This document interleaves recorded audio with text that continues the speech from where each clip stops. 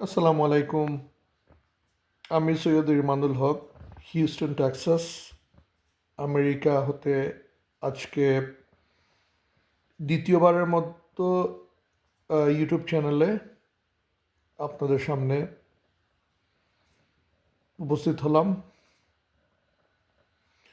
আমি আমার প্রথম আহ, যেটা ভিডিও আপলোড করেছিলাম তাতে বলেছিলাম যে বাংলাদেশের সমসাময়িক বিষয়াদি নিয়ে মাঝে মধ্যে আপনাদের সাথে দু একটি কথা বলার চেষ্টা করব। বেশ কয়েকদিন হয়ে গিয়েছে বিভিন্ন পারিবারিক ব্যক্তিগত পেশাগত কাজ সব কিছু মিলিয়ে আহ, এই দেশের ব্যস্ত জীবনে আসলে সময় কিভাবে যায় টেরই পাওয়া যায় না, আর সেটা সম্ভব হয়ে হয়ে ওঠেনি। আজকে আমার ছোট ছেলে 8 বছর বয়স, আদনান, সে আমাকে বলছিল, বাবা তুমি ইউটিউবের প্রথম ভিডিও আপলোড করেছিলে, বাংলাদেশ নিয়ে কথা বলেছিলে, তারপরে তুমি তখন বললা যে বাংলাদেশ নিয়ে মাঝে মধ্যে কথা বলবা, সমসাময়িক বিষয় নিয়ে, কিন্তু তুমি কিন্তু আর কিছু বলো নাই। সে আমাকে আজকে রিমাইন্ডার দিল। আমি বললাম, বাবা ইনশাল্লাহ আজকে কথা বলবো। তো এই আসলে টপিকের তো অভাব নেই এখন, অনেক টপিক আছে, এবং টপিক সব কিছু নিয়ে বলতে গেলে অনেক সময় প্রয়োজন, এবং আমি হয়তো বলতে পারবো বেশ কিছু, কিন্তু আপনাদের সেই সময় হয়তো হবে না, ধৈর্যের বাঁধ ভেঙে যাবে এইসব কিছু শুনতে গেলে। সো আমি আজকে একটা টপিক আমি সিলেক্ট করেছি, এটা গুরুত্বপূর্ণ একটা টপিক, যে professor doctor Mohammad Yunus sir কে নিয়ে আজকে ফেসবুকের বিভিন্ন পেজে, ইউটিউবের বিভিন্ন ভিডিওতে ওনার একটা সেমিনারে ওনার একটা দেয়া বক্তব্যকে কাটছাট করে, আগে পিছের অনেক কথাকে কাট করে, এডিট করে একটা কথা ছেড়ে দিয়েছে। কারা ছাড়ছে আগে? এই কারাটা হইল গিয়া ওই যে বাংলাদেশের যারা সত্যিকারের যারা দুশ্মন, যারা বাংলাদেশেরকে যারা সত্যিকারভাবে মনে প্রাণে বুকে ধারণ করে না, যারা জাতীয় গাদ্দার, বেঈমান, দেশদ্রোহী, বাংলাদেশের ইন্টারেস্টের বিরুদ্ধে যারা আসলেও কাজ করে, এরা এইসব, তো আপনারা খুব ভালো করে জানেন, ফ্রম দ্য ডে ওয়ান তারা এইসব করে যাচ্ছে, এবং আজ অবধি করছে বিভিন্নভাবে।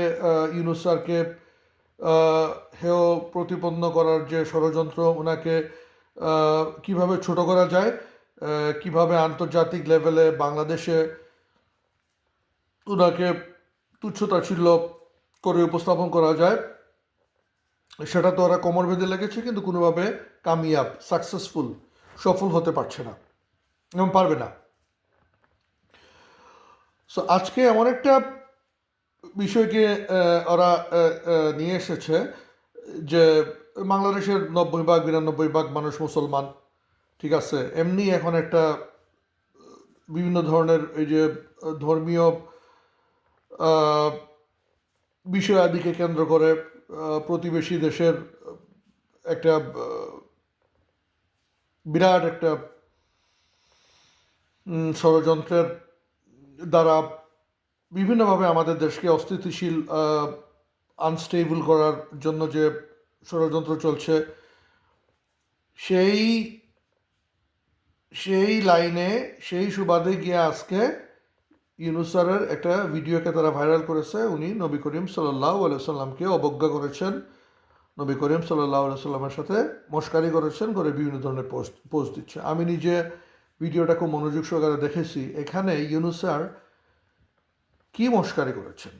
ইউনূস স্যার বলেছেন যে নবী করিম সাল্লাল্লাহু আলাইহি সাল্লামের প্রথম স্ত্রী ছিলেন একজন ব্যবসায়ী নারী। নবী করিম সাল্লাল্লাহু আলাইহি সাল্লাম একজন ব্যবসায়ী নারীকে বিয়ে করেছেন।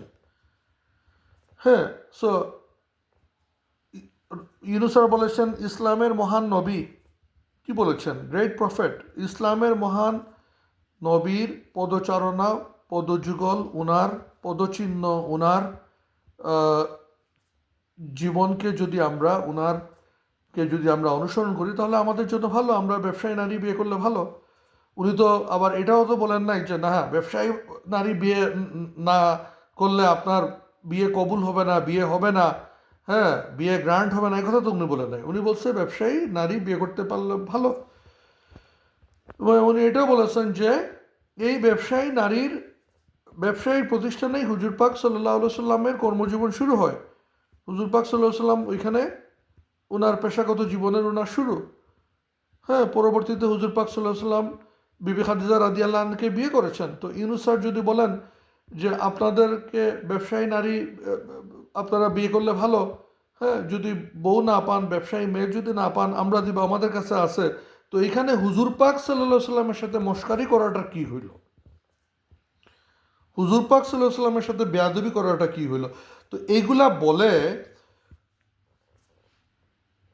আপনারা কি মনে করতেছেন এরকম একটা মানুষের মনের মধ্যে একটা যন্ত্রণা জ্বালা সৃষ্টি করাবেন, মানুষকে উন্মাদ বানাবেন, মানুষ রাস্তায় নেমে আসবে ডক্টর ইউনূস স্যারের বিরুদ্ধে? ইউনূস স্যার ইসলামের নবীর বিরুদ্ধে, ইসলামের বিরুদ্ধে বিরুদ্ধাচরণ করেছেন। ইসলামের প্রতি প্রফেসর ডক্টর মোহাম্মদ ইউনূস স্যারের কি বিশ্বাস, ইসলামের প্রতি ওনার কি রেসপেক্ট, ইসলামকে উনি কিভাবে মনে প্রাণে লালন এবং ধারণ করেন, হ্যাঁ, সেটা কিন্তু বাংলাদেশের সাধারণ জনগণ বুঝে গিয়েছে। আপনারা যতই ঢুল পিটান, যতই এগুলা সেগুলা এমনে টেমনে নিয়ে আসেন, এগুলাতে কোনো কাজ হবে না। ঠিক আছে? এসবের সময় নষ্ট না করে, ঠিক আছে, চিন্তা করেন কিভাবে দেশের খেয়ে, দেশের পরে দেশের ভালো করা যায়।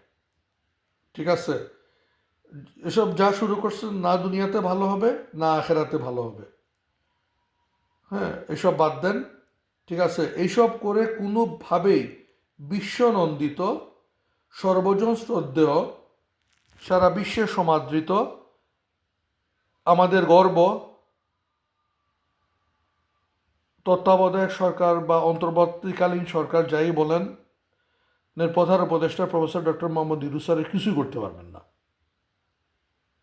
ঠিক আছে?